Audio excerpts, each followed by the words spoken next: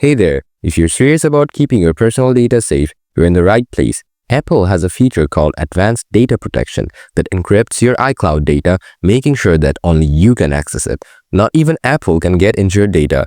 Today, I'm going to show you exactly how to turn on Advanced Data Protection on your iPhone so that your data stays as secure as possible. Let's jump right in. First, open the Settings app on your iPhone. Next, tap on your Apple ID at the bottom of the screen. Then, tap on iCloud. Scroll down a bit. Next, tap on Advanced Data Protection. Scroll down again. Then, tap on Account Recovery. Tap on it. After that, tap on Add Recovery Contact. Select your recovery contact from your iPhone. You also have the option to enable a recovery key if you want to add an extra layer of security. Now, go back to the previous screen. Then, tap Turn on Advanced Data Protection. After that, Advanced Data Protection will be enabled for your iCloud data. With Advanced Data Protection turned on, your iCloud data is now fully encrypted and secure. This is definitely a must-have if privacy is important to you. If you found this guide helpful, don't forget to like, share, and subscribe for more iPhone security tips. Stay safe out there.